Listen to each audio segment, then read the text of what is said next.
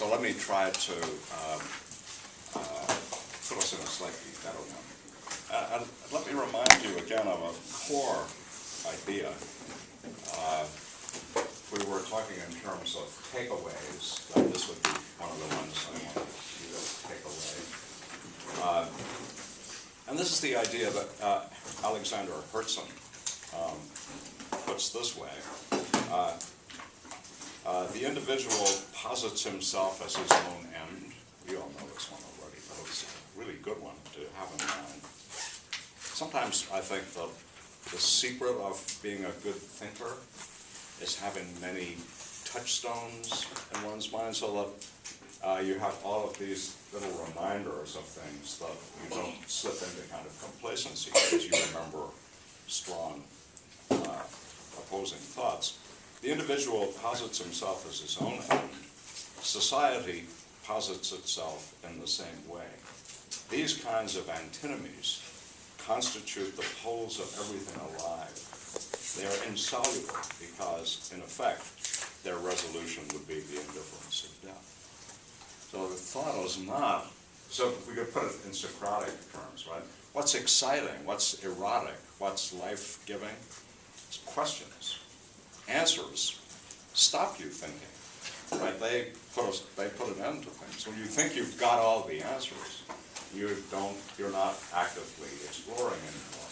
So a big part of the Socratic endeavor, right, is to make you realize that you don't know things you thought you did, so that you'll go on exploring and asking rather than thinking, oh, I know that, I know that, I know that. And we live in a time, I think, where there's an awful lot of bogus or ersatz knowledge, stuff that we all think we know, but it turns out we don't really know at all. And we often act on it, we become dogmatic and so on, confident that we know the truth, right? And it's very useful then to keep in mind that knowing the answers, having them, is not always the best condition to be in, right? The best one is to have this living tension within you where you can explore and you don't just fall into easy answers that are fake. So that's one. And last time we ended up with an antinomy, and I was pushing for one way to resolve it. But I really don't want to particularly resolve it. I think I just wanted to challenge the thought that one could resolve it in one way. And this is the antinomy between eternity and time.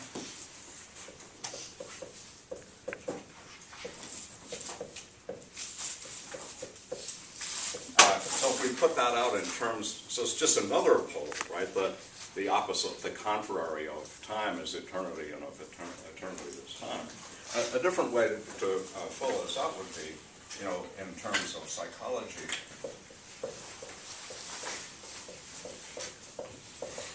would be simple self,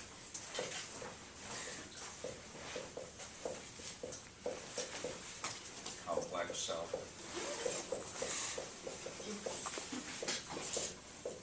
the rational part, the rational part of the soul, right, that we find in Aristotle, Plato, Kant, everyone. Right?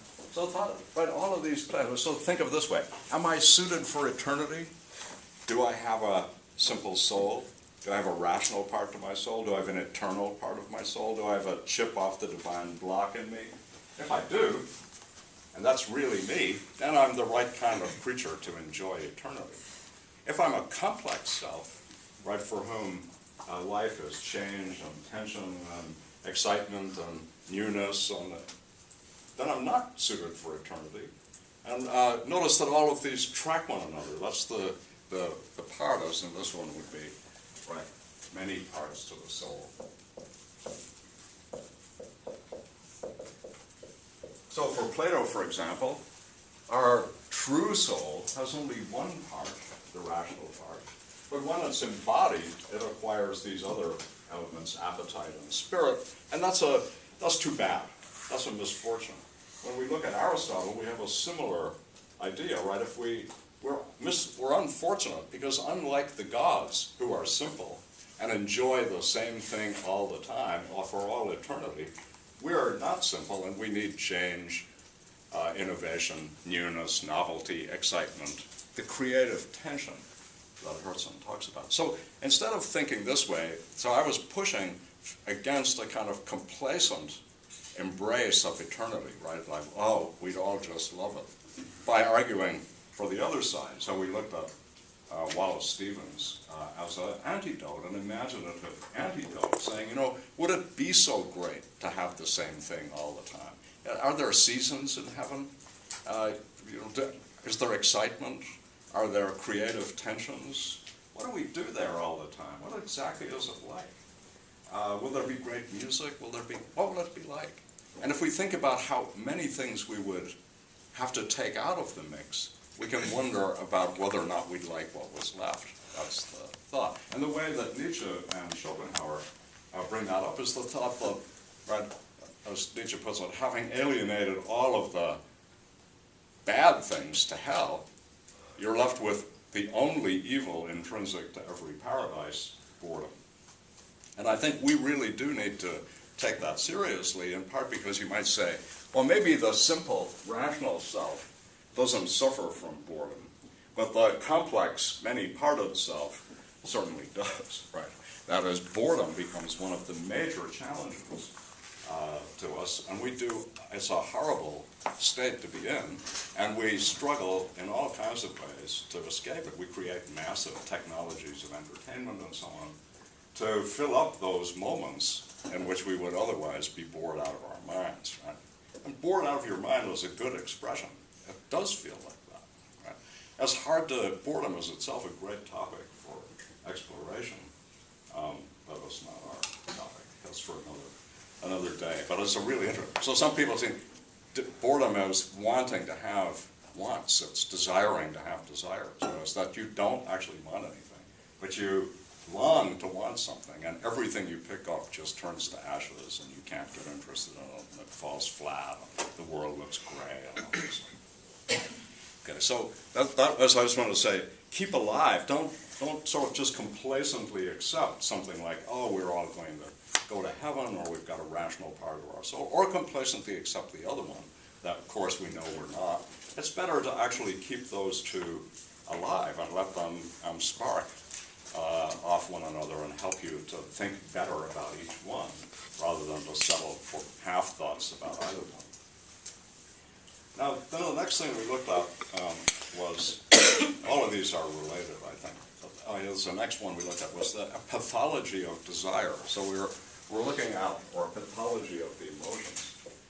So we're looking at pathologies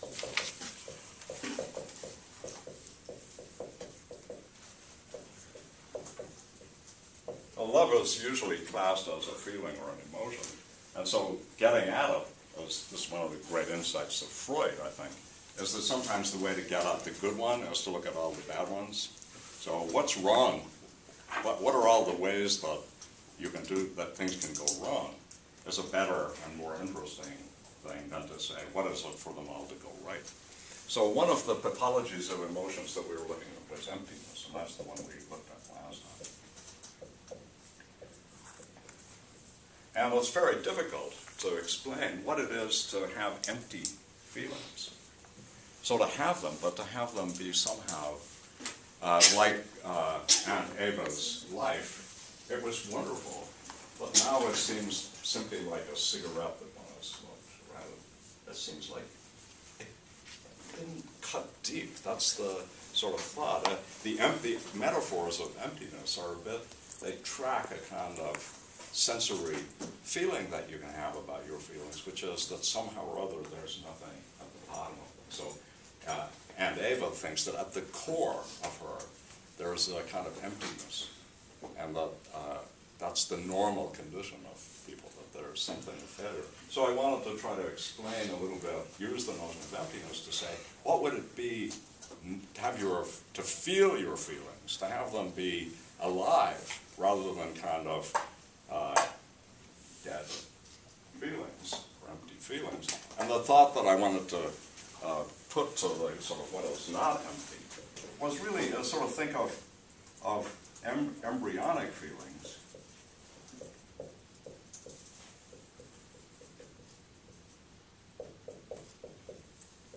these are the infants. Well, a child comes equipped with non-empty, the little infant comes equipped with non-empty feelings, right? It's not worried about the emptiness of its feelings. When it feels hungry or angry or happy, contented, these are genuine. We never question. There are pathologies even in infants, so autism and other things are like this, but in general, normal infants, right, that's not a problem for them. But what we want to be able to do is explain how you could start from feelings that you genuinely felt and end up with feelings that you didn't genuinely feel. And so we had to tell some little stories about how that could happen. And one of the ways, one of the ideas that we utilized to get at this was the thought that mothers get all the blame in these stories because they're the initial caregivers, but whoever the initial caregiver is, the thought would be a certain kind of mother is going to experience those feelings of the infant not as opportunities to get to know the infant, so to speak. They're copacetic. It's okay that the child is screaming. It's okay that the child is contented. It's okay that the child is doing what it's doing. Instead, the mother is challenged by that and made anxious by it and intervenes. And when the child is contented and she thinks, no, it should be more stimulated, it's not, or when it's sleepy, it should be woken up, or the feelings or the things that it does upset her. And part of that, I mean, here's an obvious one, and one that most mothers experience, though they quickly hide it. It's as if it slips out of their mind. So, for example, they find their babies masturbating, right? And that's disturbing to them because it seems like babies shouldn't be sexual, right? They shouldn't be doing those kinds of things. And if they intervene, right? So I can tell you a great story about this.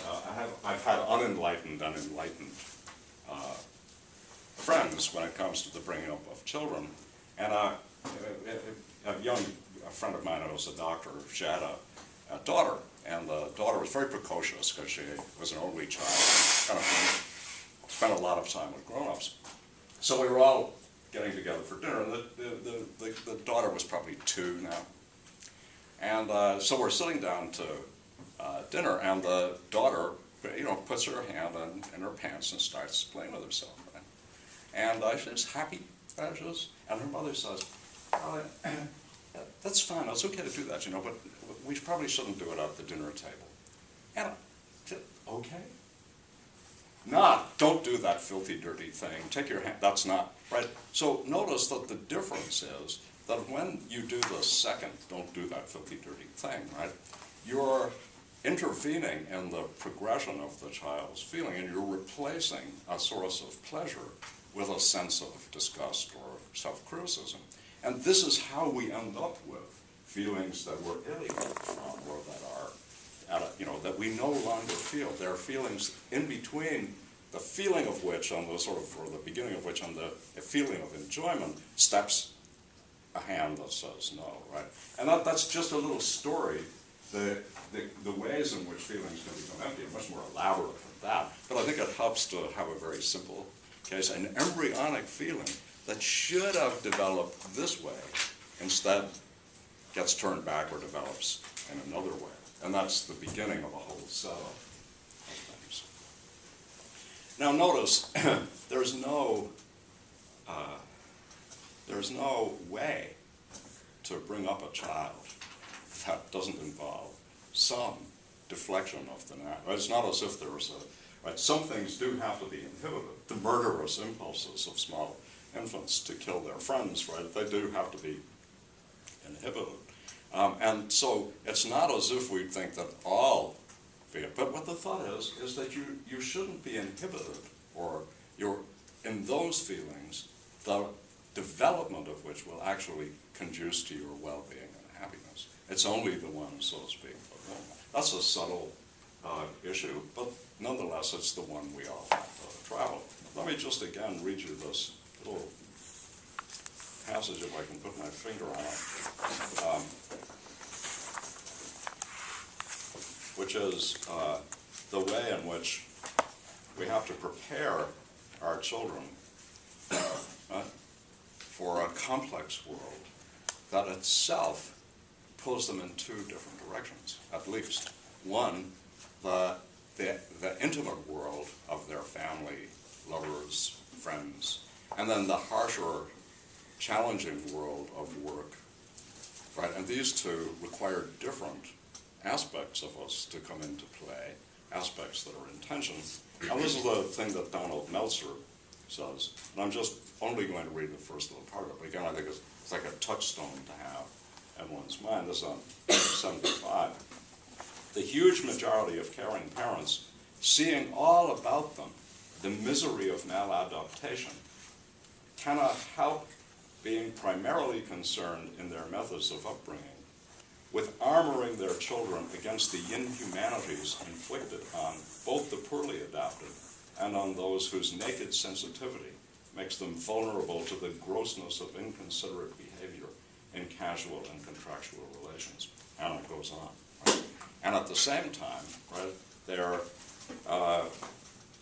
we wish to prepare our children for the beauties of intimacy, but our anxieties for their survival overcome our judgment so that we find ourselves joining in the training process, knowing quite well that it will dampen their thirst for knowledge and constrict their openness to the beauties to which they stand there.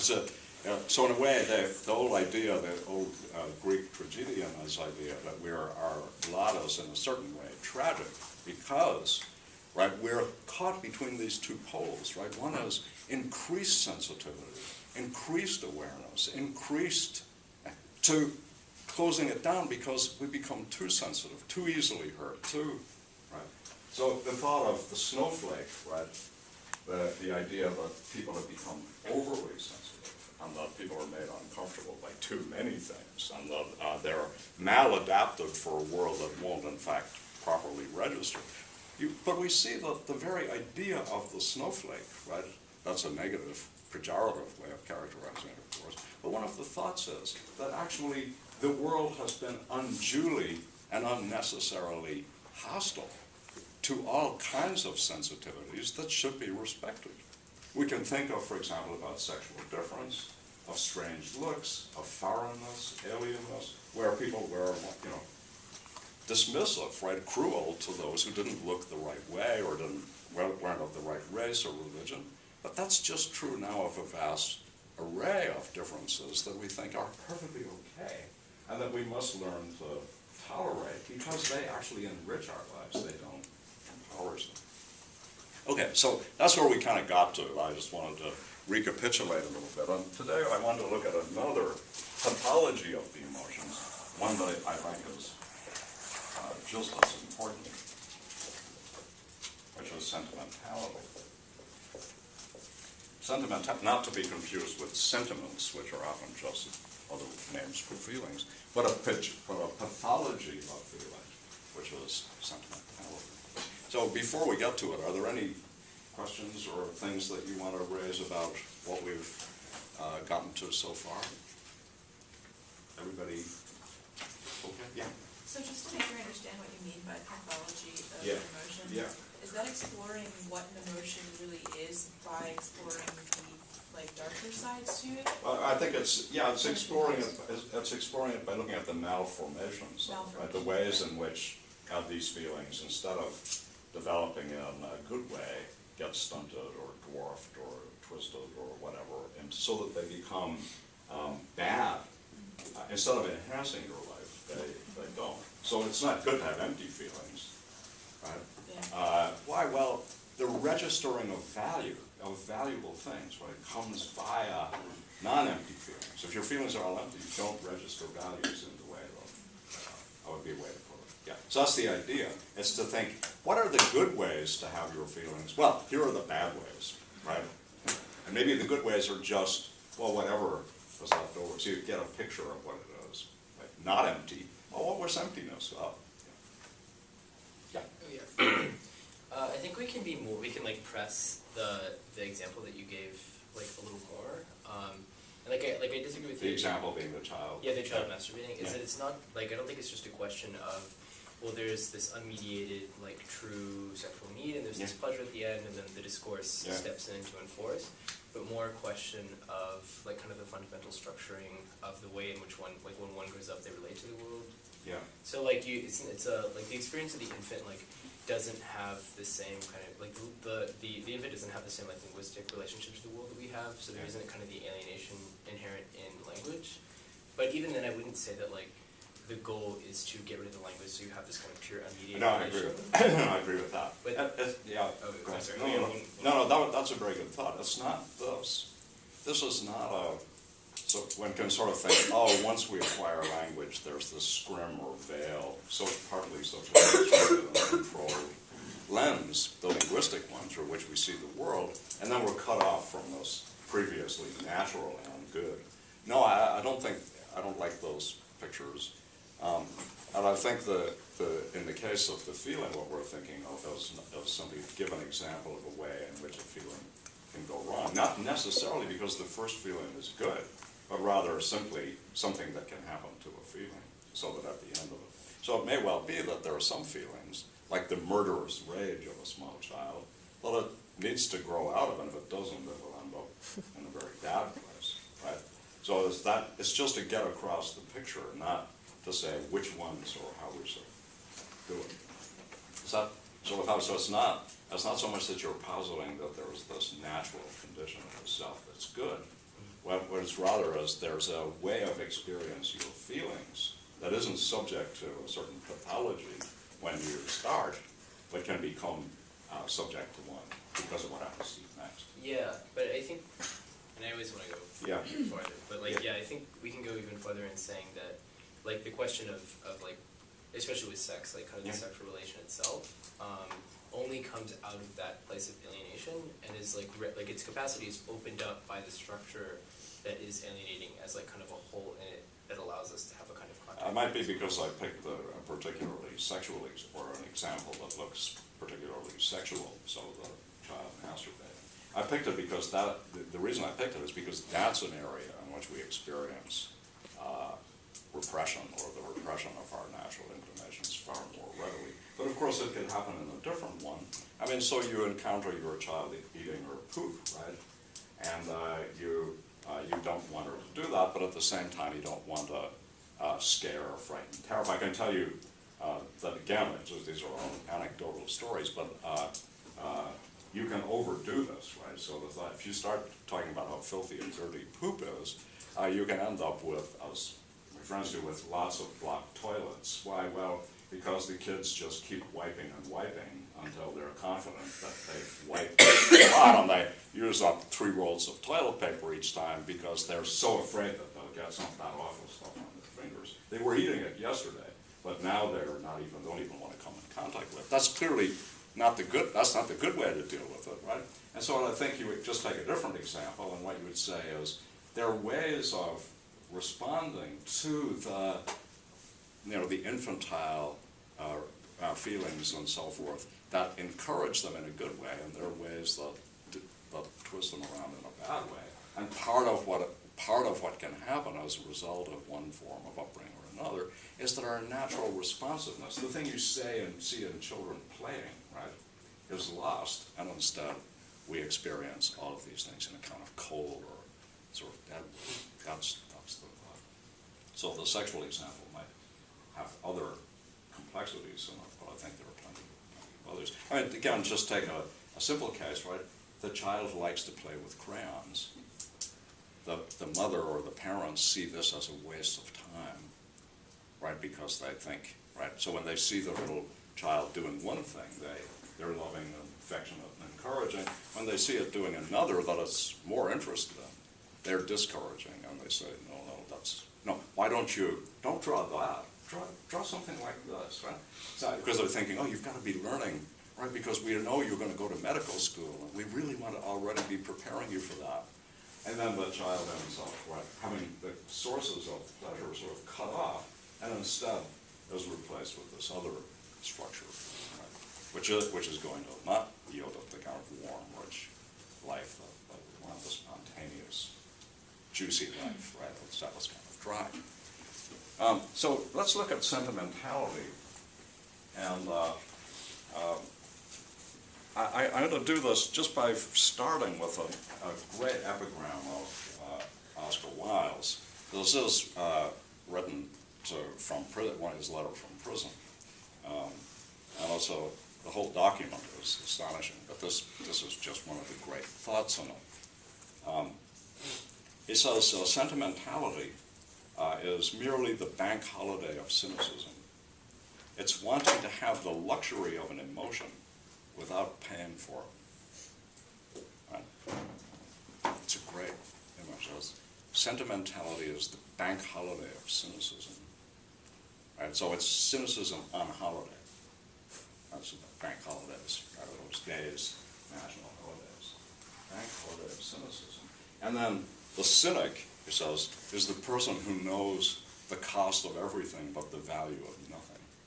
So you put those two epigrams together, right, and you have a picture, a thought about what sentimentality is. And, but then you have to sort of fill it out. What does that mean exactly? That is wanting to have the luxury of an emotion without paying for it.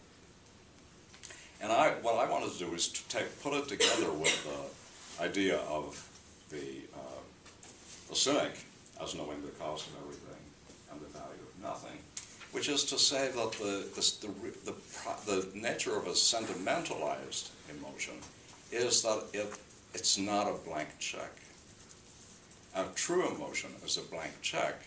That is, you don't know how much it's going to cost you.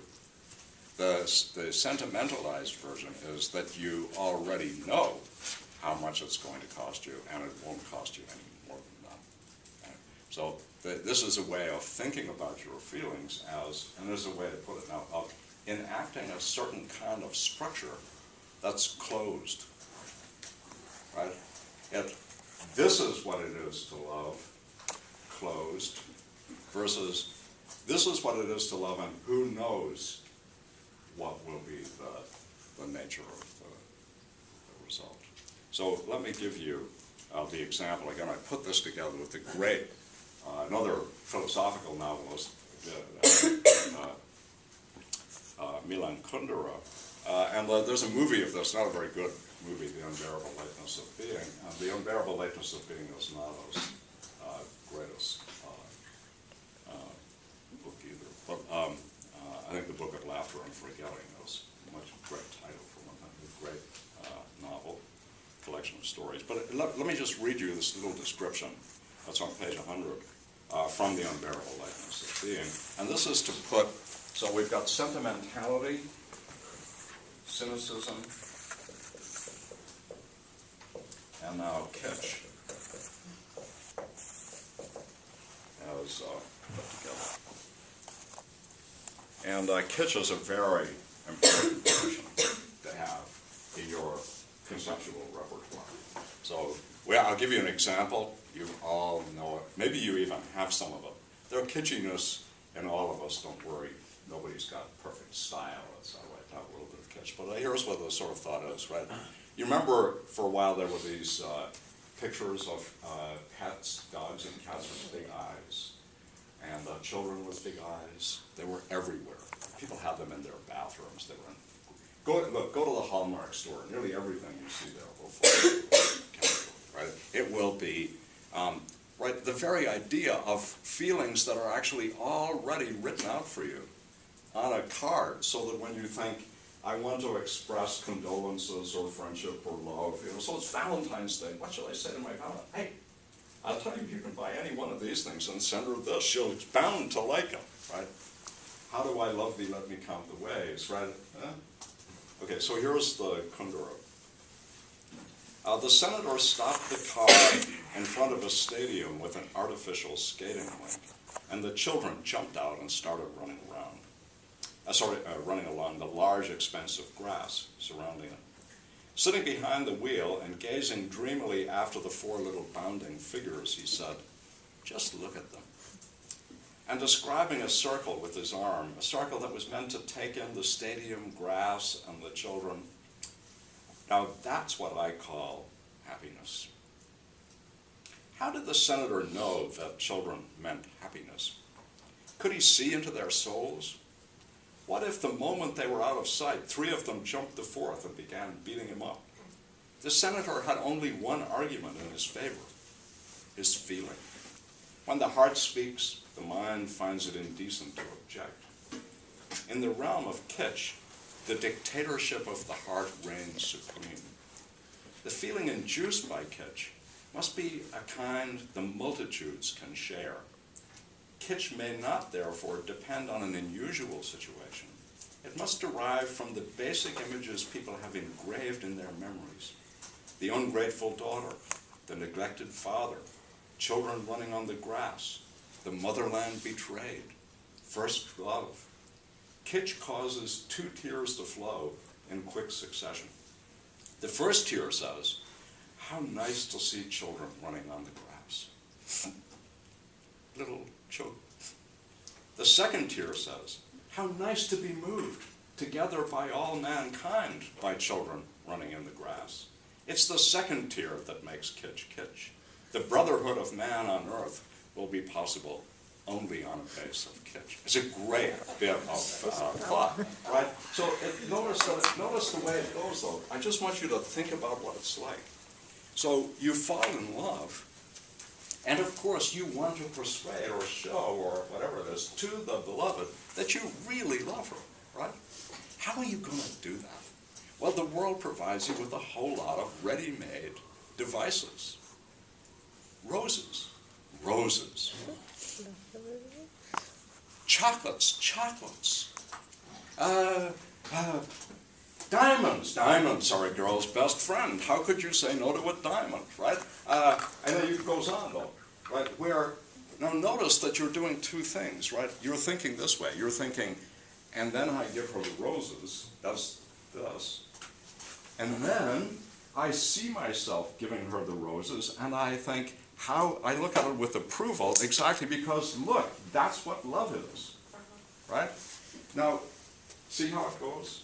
It's a stunning bit of analysis, really, of putting ideas together. So the thought is, notice that the more of that your love has built into it, the more you're like the senator. You're not thinking, when the children go out of sight, 3 of them will jump on the 4th and beat them up. That's to deviate from the scenario, right? That's not the one that brings forth the first and the second tier. And so, in other words, what does the senator have to justify his view? Only his feeling. The feeling that he has justifies that's the only thing. It's not based on reality. It's not based on the facts. It's based on the schema that the feeling imposes on the reality. This is the way it is. This is how love is, right? We do this, then we do this, then we live happily ever after. That's the kind of crude scenario. And that, notice, is a check with all the money, the costs written into it. So it's not this one, right? And then my beloved gets sick, or then we have an autistic child, or then we get evicted, or then he loses his job, or then the country goes to war, or then there's a plague, or all of those things are off the screen. And instead we have this little picture, and it's usually, I can tell you another one, I'm sure you've seen it, right? It's a characteristic film shot. The screen becomes, the lit part of the screen becomes circular, and it's coated in a kind of golden glow. Then there's slow-mo, things slow down slightly. Then the couple start to walk towards each other, like this. And there's music playing in the background, usually a piece typically of a great composer. It could be Mozart, for example, but it's misused, right? So that, and they walk together, and then they meet. Kiss right on the music. So, and the music tells you exactly what you should be feeling too, right? Your heart swells. Right. Now, think of a different one.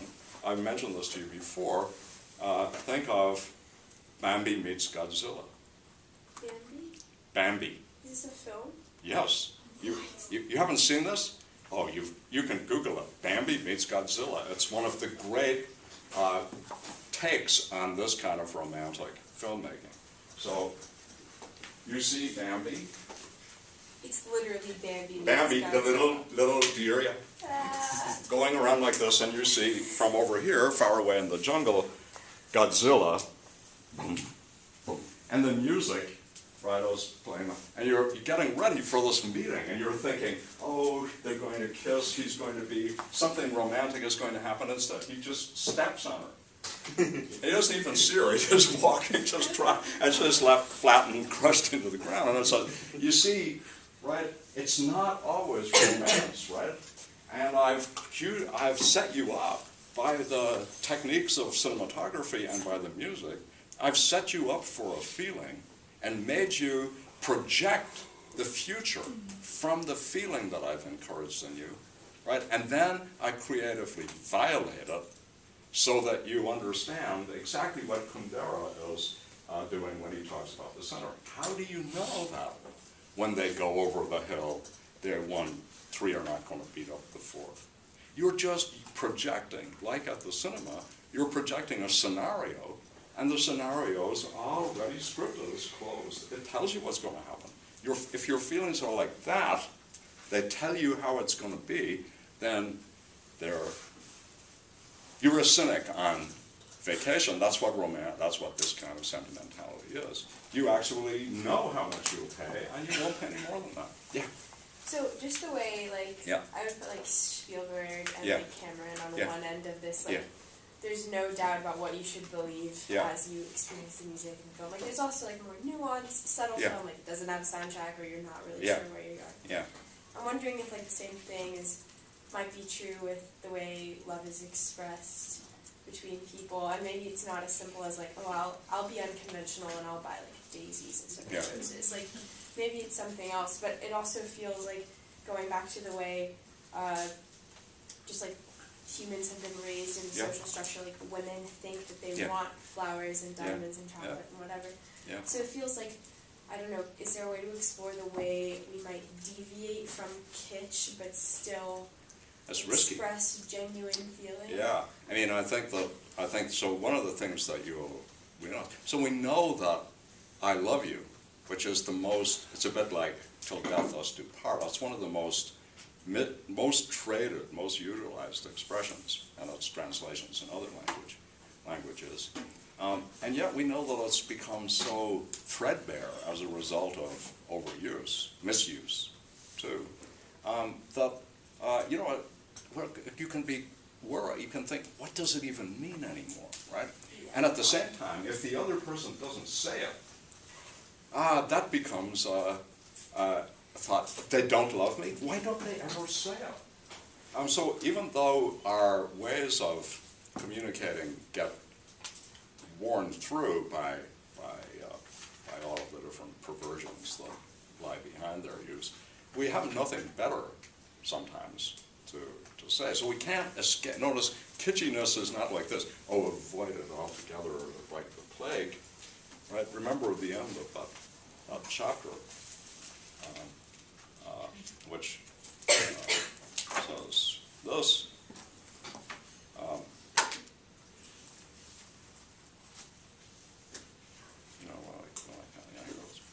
A diet of sentimental movies may be for the soul what a diet of candy is for the body. But because the sentimental is related to the authentic, because it is, as it were, a cliched version of the authentic, instead of expressing a deadness within, it can stir up what was slumbering. It can help to locate muscles in our psyche, muscles that we need to exercise. Right, so the thought can be that sometimes that very sentimentalized scenario of the two lovers meeting can make us awaken genuine feelings in us.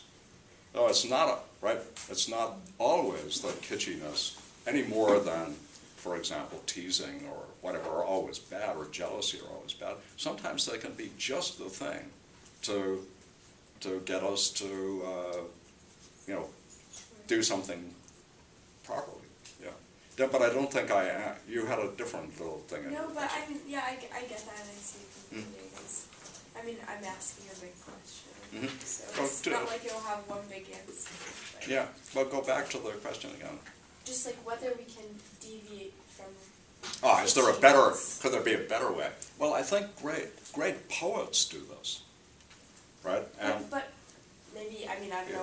just Yeah. bought like love poetry, or like, okay, we get it, you know, you print it out and you read it to your beloved, and Depends isn't which that good always- love poem. I mean, if you read one of the hackneyed ones, one of the cliched ones, one of the ones you'll find on the Hallmark card, that's likely. But then there are lots of others which really do show a kind of insight into the nature of love, the reading of which would indicate that you've actually done a lot more thinking about it than plushing one of the one. Yeah. Yeah, I was just gonna say that there's a big thing about the intent Yeah. behind what you say. Like if someone's saying, I love you, Yeah. and if you can see them, if they're in front of you, if you can tell Yeah. that their emotions are genuine, it's gonna mean a lot more.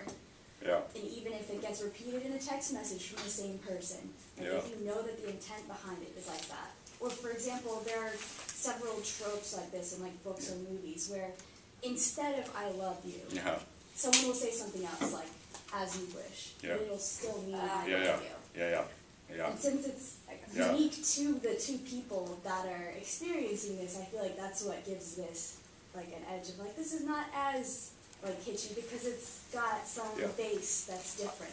I think one of the, I agree that when we're communicating and when we're actually face to face, we're getting a lot more evidence or a lot more things to work with than we do if we read a text message, right? I agree with that. So sometimes we can just see that the person doesn't mean what they're saying, right?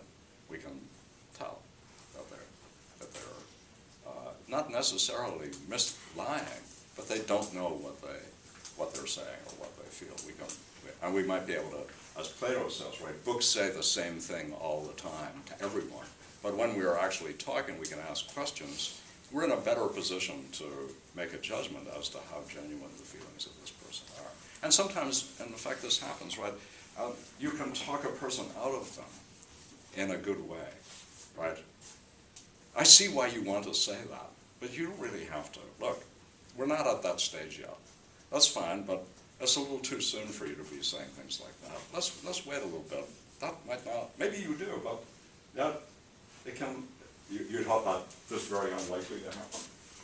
No, you thought it does happen. Yeah. I mean, I think that's exactly, we often want to say that, cool it. There's no, you don't need to give me the diamonds now, right? It's fine, I'm going to keep seeing you and so forth. You don't have to give me one of these sort of reassuring gifts. I'm not ready to receive one, and you're not really ready to send one yet. That can be a very good way to respond. What you're thinking is, you're caught in one of these pictures of what romance requires of you that leads you to believe that it's necessary for you to make these kinds of moves now. And that's not true. Yeah. Correct me if I'm wrong, I feel like Cormac McCarthy's The Road would be a pretty good example. Say again? Cormac McCarthy's The Road Yeah. would be a pretty good example of a love story that's very far from that pitch. Because I don't think at first glance most people would consider it a love story, especially because it's not sort of between two partners, but rather a father and a son. But yet the way it's written and then the entire environment that they inhabit in the course of the story, I feel like is very untraditional and very separated from a traditional love story. Yeah. I think that's so we rely on, in a way you might say, if we want to find out about love, or it's a big part of why we would reasonably turn to art, is that great artists, and even some only pretty good ones, are able to describe the situations of our lives, not in a scientific language that's far removed from us, but in the one we use ourselves to help us to better understand or see better options that are available, right? Alternatives to the kitschy, overused, now no longer really things even we could fully invest with our feelings. So I think that's part of the problem if you move to the intentions, is the intentions can be just as kitschy as the expressions of them right there. You can have a kitschy inner life. You don't have to have not just an art. But you're actually your feelings are sentimentalized. So are your intentions and everything else too, right? So but nonetheless, the point you're making is quite right. That when we're face to face and we can ask questions and we feel far more in response to others, how they touch us, how they react to things, than we hear just from what they tell us. Yeah, going off that, there's a great scene, or which is something that's like, here, I'm gonna try to speak clearly. It's kind of the opposite of the road, which in that it's like a kitsch image that smuggles in something of true feeling. There's a great scene in Virginia Woolf's novel Miss Dalloway, where her husband Richard is coming home, and it's like there's all this repeating kind of stream of consciousness line about how he's going to tell his wife that he loves her, and he's bought her flowers, which are like an important symbol in the novel. And he gets to her holding the flowers, and he can't say it. But he gives her the flowers, which is the kitsch image, and it's something like she understands. So it's like we can kind of, different from the road, which is like totally different, like there's a possibility where we can kind of smuggle in something substantive in the existence. No, I think that true is true too. I think there's a big difference between giving somebody roses, red roses, right, and giving them a different flower. So if you choose the flower right, it will send a very different image. And part of it's this, right? Part of what I do when I give roses is I indicate that I don't think very much about how you think about flowers. I think, of course, everybody likes roses. You're going to like them. Everybody likes chocolates. You're going to like them too. So we find this too with gifts. So gifts can seem like a massive assault, I think, because, or an affront, because they're so misjudged. Right? I mean, have you ever seen me wear anything like that? What made you think that? Right? Or did you think right? That can be and that's a failure to actually. What you do is, right? You think I've only so much time or imagination to spend on getting you a love gift, so I'm going to get you a hackneyed love gift. How could you be? Look, let's look at it from the outside. Right? Like Adopt the Senator. Everybody's happy with red roses, damn it. Right? That's the thought. So failures of knowledge can be, right, it's not so much, even the red roses could work depending on how much you know about and how you give up the red roses. It could even be that it's kind of a comedy in which each of you bursts out laughing because the thought is, of course you love me, I know that. And the way you've decided to express it is in this way because you know that I'll think it's funny and so will you. And so we'll both, wow, that's quite different use of the roses, right, than thinking you should be wowed by the mere fact of roses. Did I see a little hand? Yeah, that was a good example. Yeah. I'm thinking of a Garnet Bracelet. So this is You're thinking of what? of a Couperin's novel. Yeah. It's a short story, Yeah. Garnet Bracelet, Yeah. where everything is kitschy and there is a love between a young man and a woman who is married happily, and he's been in love with her very quietly, and they're from different social class, so in different century, and he's been sending her little things and little notes and collecting things that she left at the concert, and he noticed that she likes me. But at home, where everybody, her husband, her brother, aware of this, they find everything vulgar, everything kitsch, everything yuck, and it's a I mean, of bad the things that he story, sends, yes. because it's not and expensive. they make, Yeah. and then he sends her that gift of the Garnet bracelet, and because of that, such a stress that is put on her, she rejects it without even looking at it, and the young man kills himself, so that he asks her, you don't want to see me anymore, you don't want me to exist, and she hurriedly says, yes, I don't want you to exist, and that's the price he pays. He takes his life. I like the first part of the story, right, but the second part has a slight air of the kitschy. No, it's how much he's willing to pay, so he could just... Yeah. Oh, no, I just think the end part. I mean, it's partly what the thought I had was, I mean, there's something, so this happened to one of my friends, so she was dating a married man, and he realized that he neither wanted to stay with his wife, and divorce her, so he decided to kill himself. And, but what he did was he took his cigarette case and he had engraved on it, when you get this, I'll be dead. And then he had it sent to her, and then when she got it, he was dead. And I thought, kill yourself, but don't engrave those cigarettes.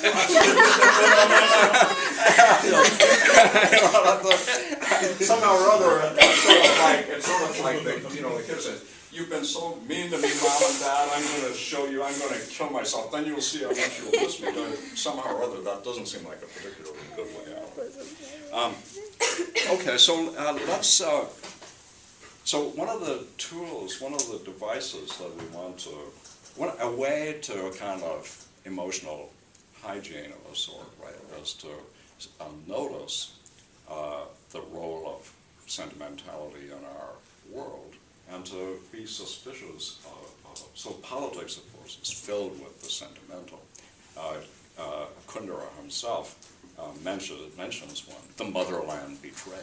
Right? We all know what we're supposed to feel about that. We really don't need any more. And a lot of political speech is filled with sentimentalized cliches that are intended to make us feel and stop us thinking simultaneously. We don't need to hear any more of the thought. We've already heard enough. That's it. We know what to do. And of course, a way that these feelings of sentimentality are attached to the rosy side of sentimentality, wanting to have your feelings without paying for them. But sentimentality can infect any feelings, even negative ones. So our disgust responses can be sentimentalized too, in which we feel them, but without the depth or cost attached. They're galvanized, they're sort of scripted versions of the original. Yeah. Yeah, like go ahead. the position of like sentimentality being kind of like an emotional cheating, but can it also be something extremely helpful? Yeah. When you need to like move on from an unhealthy relationship or something, or just like sentimentality is a way, especially in the way I'm thinking about it right now, of looking backwards on your life and perhaps distancing yourself from certain emotions or feelings which rightly demand distance but might otherwise really, really make difficult claims on you for like your attention and emotional. Yeah, I think that was the part I was getting at a little bit of the stuff I read you from the end of the chapter, which is sentimentality can, every negative thing that we think of, so jealousy, envy, they typically, in certain contexts, can have a positive valence. So part of the thought is, don't think, oh, good, bad, get rid of the bad, keep the good, we know what's good, we know what's bad. It's to rather think about the creative tension between these poles as something we want to keep alive. So we need to do that. And sentimentality has many good uses. It's a pathology of the emotions, but we can't, so to speak, feel all of our feelings at full volume all the time. That would be exhausting too. So there's another way in which, right, there's no simple response. So sometimes the thought is, well, look, we all have to do this, right? And we know it. Right? Sometimes I have to put on a theater, but I have to persuade you of an untruth. Why? An emotional untruth. I have to do it because it's better if I do that. So, I mean, this often happens in couples. One wants to make love and the other doesn't. Right? And the thought is, it would be too much, it would be confrontational, it would be cruel to simply say, no, I don't want to. Right? Rather, you find a different way. Maybe you actually end up making love, even though you don't particularly want to, because you receive that, right? And maybe you could even get into it after a while. That's a different question. But the thought is, that's one of the things we owe each other as lovers and partners. And sometimes the thought is, you don't just say no, you say, right? You defer, or you find a way to make it okay that you're not going to do it now. And I think that's part of the kind of tenderness or gentleness towards each other. Often requires us to, act out a role of feeling, even though we may not feel it. We can't always summon up all our feelings at will. Maybe we've been busy thinking about the Pythagorean theorem and its many ramifications, and the idea that now suddenly we should turn to that other necessity, the erotic one, is just too much for us, right? And we just can't get our thoughts out of, right? So that's a fact of life you have to deal with. Yep. I Yep. have a question. Could sentimentality also work as a kind of emotional like catharsis, like?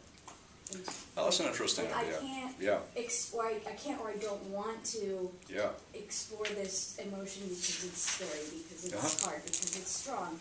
But if I read something, if I watch a movie, and I end up just pouring out my emotions because that's something I can cry about, and Yeah. then it like yeah. No, that's a very good example. I put down the Weepies. There are a bunch of films, often thought to be, films directed mostly at women, but there are male equivalents too, where actually the whole point is that the knowledge of how to get you to weep, which requires exactly the kind of sentimentalized scenarios that we're looking at, can be utilized to actually to produce that kind of emotional resetting, right? You feel kind of emotionally purged and exhausted, now you're ready to start feeling again. I mean, sometimes that's, yes. So the answer to that is like yes. ancient Yeah, Greek. yeah. I guess it seems to me, I was looking at Yeah. the chapter on desire and envy of eternity, Yeah. that there's almost some kind of conflict between the idea of sentimentality and the idea of desire and envy, and especially in the ways you're talking about, Yeah. like kind of the idea that like when we desire, it's never satiated, it's never satisfied, it's Yeah. continuous, and to me it seems almost as if sentimentality moves into the realm where it turns into desire, is it really longer sentimentality? Because it's if we truly, even if it comes from a place of kitsch and comes from a place of sentimentality, when we make that shift from Yeah. sentimentality to desire, Yeah. does that like almost negate the sentimentality, or are we still? Well, that's a very good question too, and I think I'd encourage. Yeah, don't think either or, right? Okay, yeah. I think that it's true that you can start. I think this happens, right? Mm-hmm. You find somebody desirable, and you want to see more of them. You go on dates. At first, it's really the emotion, the language of romance is serving the sexual motive, right? The romance is being generated because actually you want to go to bed with them. Right. But that can lead to your falling in love with them. And so all kinds of good things can start in bad places, and all kinds of bad things can start in good places, right? It's not as if the future history is dictated by the origins. And again, that's part of the thought is one of the ways we learn is to project ourselves, so to speak, into scenarios that are somewhat scripted, only to find that we have to write a big part of the next part ourselves because the script doesn't actually do the trick. Right? So we think we've written an amount on the check, but then we have to cross it out because it's not right. Yeah, so that seems right too. Yeah.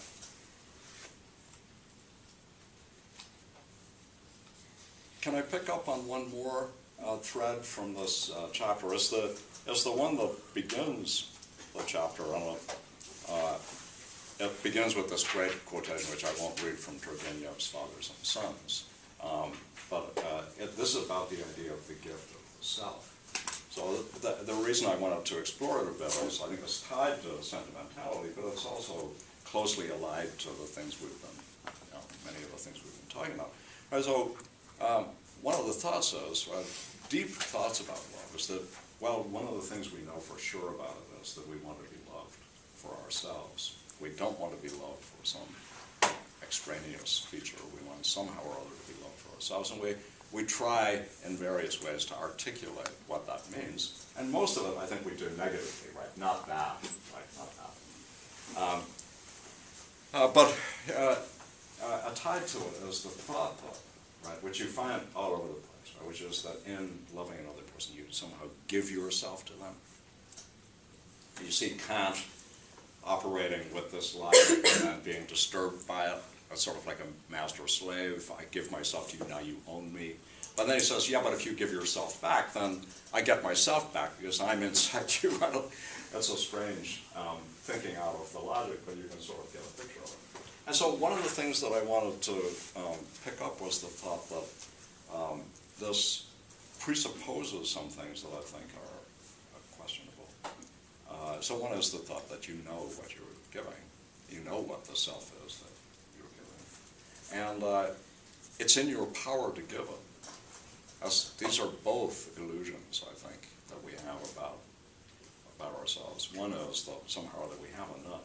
We have enough. So it's not this, right? It's not like Russian dolls, right? So I'm just thinking of so here's, I'll do it this way. So here's John, and here's Mary.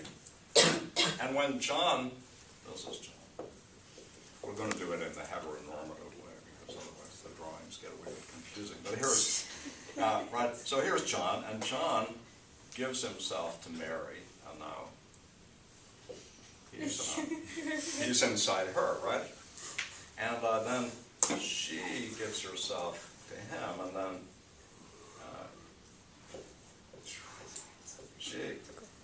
She must be very smart. right, and then say, right, so he gets himself back, but then you see how it goes on, right? But I think that it's only when you think of what you're giving as something that's sort of like the body image, right? It's sort of like a little picture, a little thing with a boundary around it that you can think, oh, I give to this and then I get it back, right? It goes on like that. But if you think, what is this? What is the equivalent? So after all, the self, or now we're back over to this question. What kind of a thing is the self that you're giving?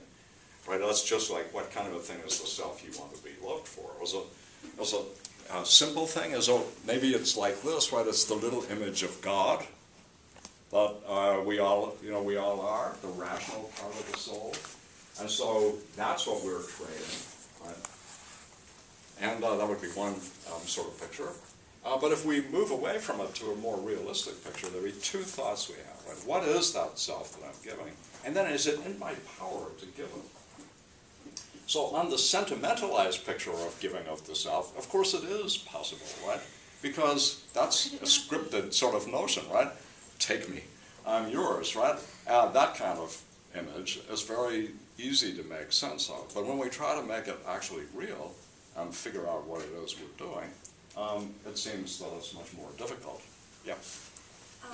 With the idea of if we have the power to decide if we give ourselves to someone or not, I feel like it's almost like in some respects we do and in some respects we don't, and that combination of things is what's so appealing and romanticized. So this person chooses to, in a more concrete way, give you their time by seeing you, talking to you. But then the other part, I think the other part that we romanticize as well is that they can't help but give you their time, and even if they're not speaking to you, because they're thinking about you. And so it's that decision to be with you, but then also that like uncontrollable part that they're just so drawn to. That's a very good.